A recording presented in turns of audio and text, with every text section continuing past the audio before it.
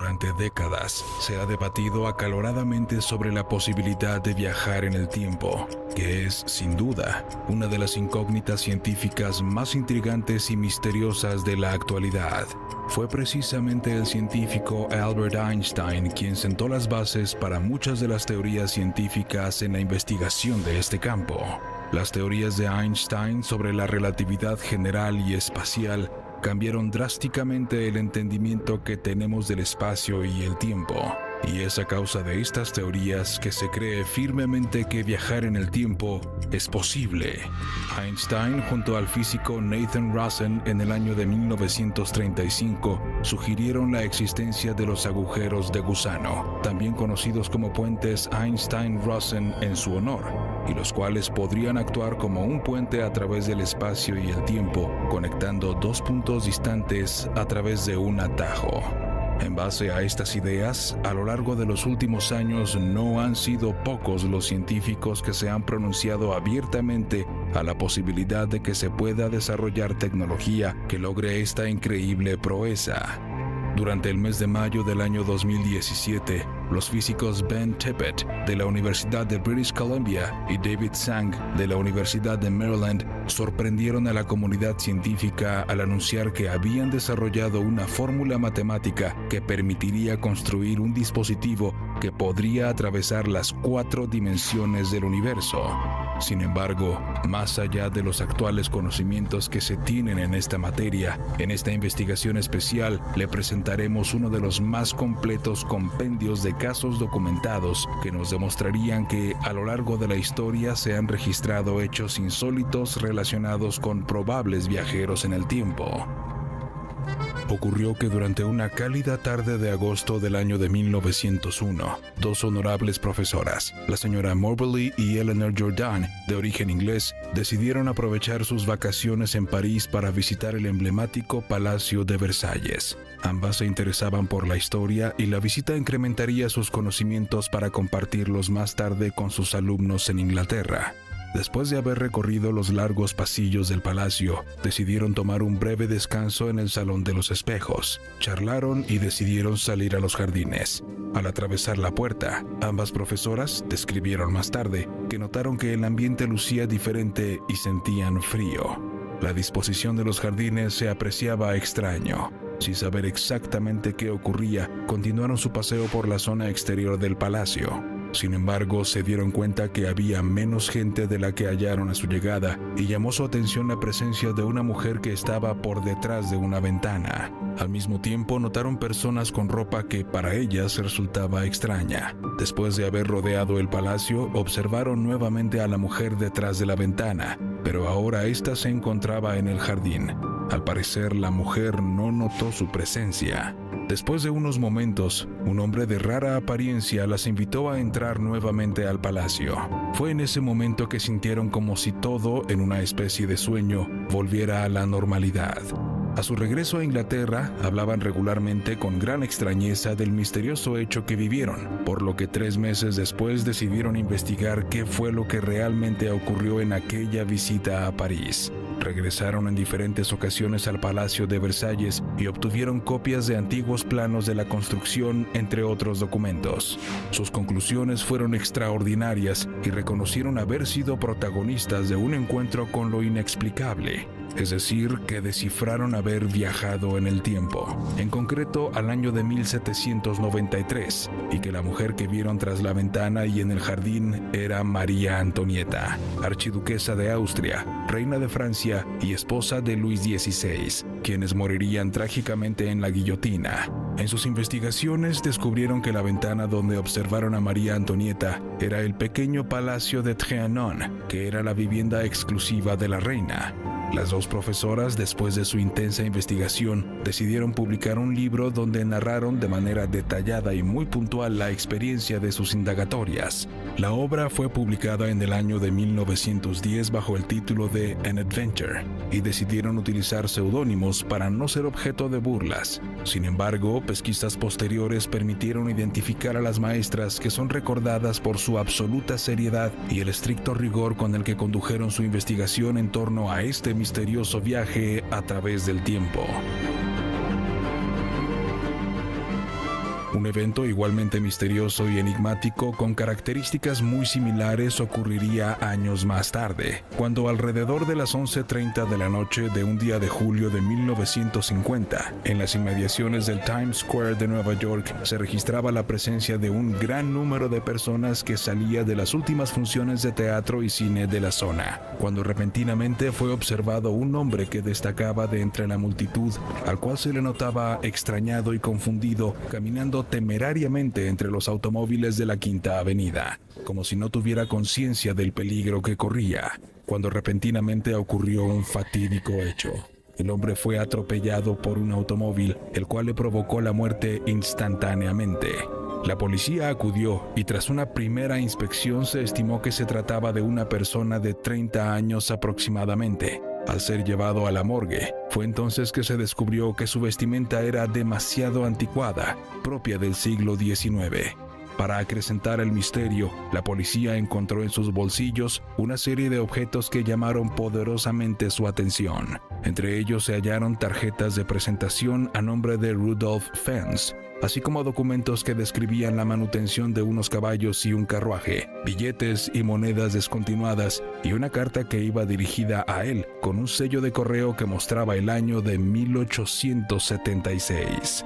El Departamento de Personas Desaparecidas de Nueva York tomó el caso en sus manos y decidieron averiguar el origen del fallecido. La investigación la encabezó el detective Howard Green, quien se dio a la tarea de indagar en los registros de personas de origen alemán y austriaca, así como en seguros médicos y listados de hospitales. Sin embargo, no halló nada que lo condujera a ubicar el domicilio del hombre. Cuando estaba a punto de renunciar al caso, Green encontró en una guía telefónica el nombre de Rudolph Fentz Jr., quien resultó ser el hijo del misterioso hombre atropellado en Times Square. El investigador, al acudir al domicilio que indicaba la guía, se encontró con una mujer de edad avanzada quien era la viuda del hijo de Rudolph Fentz, y ésta le contó que su suegro era banquero y que desapareció en el año de 1876 cuando salió a dar un paseo por el campo. Más tarde, el detective buscó en los archivos más antiguos de la policía y encontró el reporte de la familia que hablaba de la desaparición de Rudolph Fentz, quien, de acuerdo a lo expuesto, podría haber sido involuntariamente un protagonista de un viaje a través. Al comienzo de los años 80, el periodista de origen español Juan José Benítez se encontraba en la Ciudad de México, donde concedió una entrevista a la televisión. Dentro de la gama de temas que expuso, mencionó con mucha admiración a Jesús de Nazaret, y en sus palabras transmitió una gran emoción y sentimiento al hablar del Nazareno. Fue tal el impacto de sus palabras que más tarde, cuando se encontraba en su hotel, recibió una llamada de un importante miembro de la Fuerza Aérea Norteamericana retirado que radicaba en México y que se autodenominó como el Mayor. Después de varias charlas con Benítez, logró ganarse su confianza y a su muerte le entregó un largo manuscrito, el cual resultó ser sus memorias y testimonio como partícipe de un proyecto ultra secreto denominado Operación Caballo de Troya. En el manuscrito, el mayor relataba detalladamente la creación y puesta en marcha de una nave por parte de las fuerzas militares norteamericanas, la cual era el producto derivado de largos y profundos estudios, así como ensayos de las nanopartículas y las teorías de cuerdas que se descubrió constituyen lo que nosotros conocemos como tiempo. Teorías que al día de hoy se reconoce son las que pueden lograr la proeza de viajar en el tiempo. En 1971, el comité ultrasecreto encargado de la realización de la operación analizó 3 posibilidades para llevar una tripulación a un momento clave de la historia de la humanidad.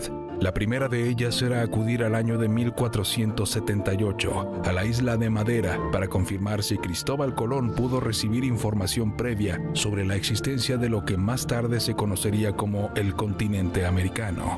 La segunda opción apuntaba al año de 1861 para conocer con exactitud los detalles de la Guerra Civil Norteamericana. La tercera opción fue la elegida y tuvo como destino el año 30 de nuestra era, en Israel, para conocer la verdad en torno a la vida y milagros de un joven conocido como Jesús de Nazaret. La operación sería dirigida por un general de 4 estrellas conocido con el seudónimo de Curtis y sería ejecutada por 2 pilotos integrantes de las Fuerzas Aéreas, quienes son conocidos por los sobrenombres de Jason, quien es el mayor que entregó esta información a Juan José Benítez, y Eliseo, quien sería el militar que permanecería en la nave procesando los datos recabados por el mayor, quien fue elegido para viajar a la época de Jesús por su estricta disciplina militar, experiencia como piloto, amplia cultura y conocimiento de lenguas que le facilitaron su aprendizaje del arameo y griego antiguos. Tras largas gestiones con el gobierno de Israel, 10 toneladas de equipos y personal se trasladaron a esta zona para que finalmente, durante el mes de marzo del año de 1973, se ejecutara la operación Caballo de Troya, teniendo como punto de partida la meseta de Masada, muy próxima a Jerusalén, que se estimó luciría desierta al momento del arribo de la nave, que fue nombrada como La Cuna, por su parecido con dicho mueble. El procedimiento señalaba que para ejecutar el viaje en el tiempo, la cuna tenía que estar situada en el mismo lugar al que pretendía trasladarse, de tal forma que en los últimos días del mes de marzo de 1973, la tripulación a bordo de la cuna fue trasladada al día jueves 30 de enero del año 30 de nuestra era para posarse exitosamente en la cima del montículo de Masada a las 10:15 horas. La misión alcanzó su objetivo y había logrado la proeza de viajar en el tiempo.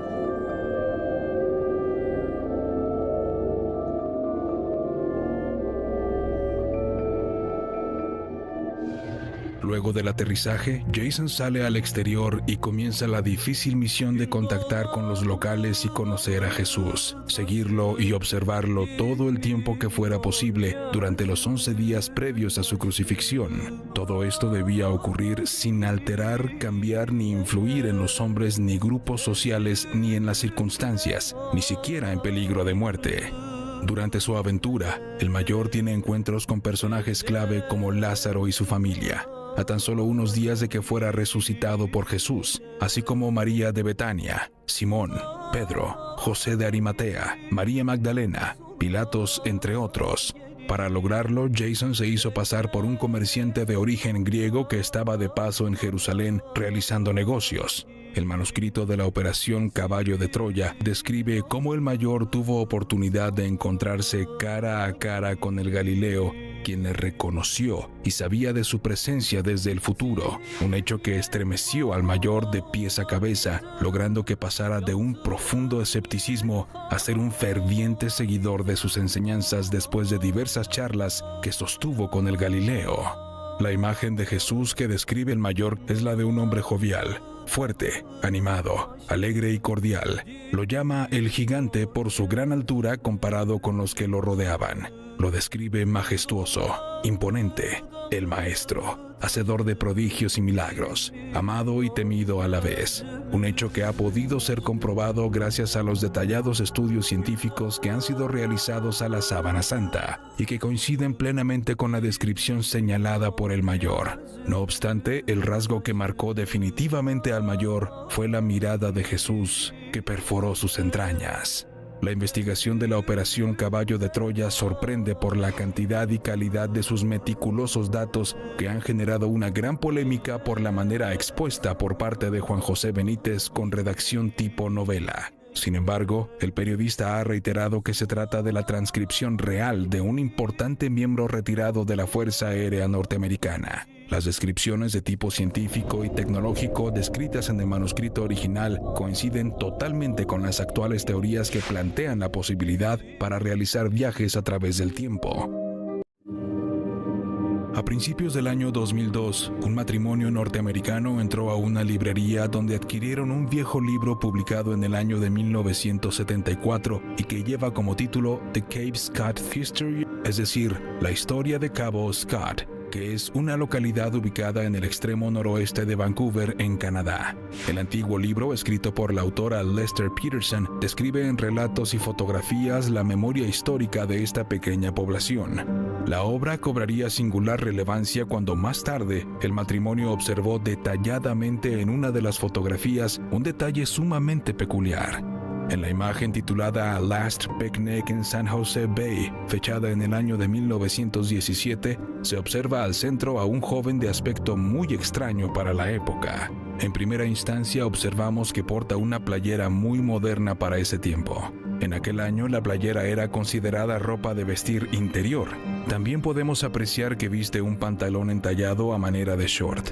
Fue hasta pasada la Segunda Guerra Mundial que los pantalones cortos fueron utilizados como ropa de playa. Por otro lado, si se tratara de unos jeans de mezclilla recortados, también se trataría de una prenda de vestir fuera de época, dado que los pantalones de mezclilla en aquel tiempo eran muy holgados y los de corte recto comenzaron a confeccionarse hasta la década de los años 70. Otro aspecto que ha inquietado a los investigadores del caso es el corte de cabello del personaje, que luce suelto y de estilo moderno, tal y como los jóvenes en diferentes épocas a partir de los años 60 utilizan regularmente. Y finalmente destacamos la presencia de los dos hombres que se encuentran a ambos lados y voltean a observar al misterioso joven con rostro de asombro y reaccionan a su extraña presencia.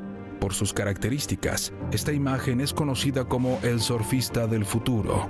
¿Usted qué piensa? ¿Se trata de un error de percepción o se trata de demasiadas coincidencias? Un caso no menos intrigante ocurriría con una fotografía encontrada en el Virtual Bralorne Pioneer Museum, es decir, el Museo Virtual de Bralorne, en donde se halló la presencia de un misterioso joven con aspecto muy peculiar, que al igual que el caso anterior, destaca por su vestimenta. La fotografía fue realizada en el año de 1941, cuando se celebraba la reapertura del puente de South Fork en Canadá. La fotografía captura el momento en el que una caravana de autos se desplaza hacia el puente en medio de un grupo de gente que celebraba el momento. De entre ellos destaca el hombre que sostiene una cámara fotográfica entre sus manos y que con semblante serio observa el paso de los autos. Sus lentes lucen muy modernos para la época y destaca por llevar puesta una playera estampada con una letra M acompañado de un suéter de tipo cardigan, rompiendo totalmente con los códigos de vestimenta para caballeros de la época, quienes regularmente utilizaban traje acompañado de sombrero. Al igual que en el caso anterior, mencionaremos que en esos años la playera era considerada una prenda de vestir interior o para realizar labores en el campo o minería, pero en ningún momento era considerada ropa de vestir para eventos o de uso cotidiano. La playera dejó su estatus de ropa interior cuando, a finales de la década de los años 60, se comenzaron a popularizar y a imprimirse a gran escala con diferentes motivos, y esta alcanzó enorme popularidad en la década de los años 70. ¿Dónde obtuvo este personaje una playera estampada con la letra M en el año de 1941? También no podemos dejar de destacar el corte de cabello que rompe con los esquemas de los utilizados en esa década, por lo que al igual que en casos anteriores, es muy posible que estemos ante la presencia de un viajero en el tiempo. Después de haber realizado un recorrido por algunos de los casos más emblemáticos y polémicos de viajeros en el tiempo, queda abierta la posibilidad de que en algún momento de la historia se haya abierto este sutil tejido que existe en el tiempo y el espacio, que a la luz de las actuales teorías científicas podrían dar paso a esta realidad.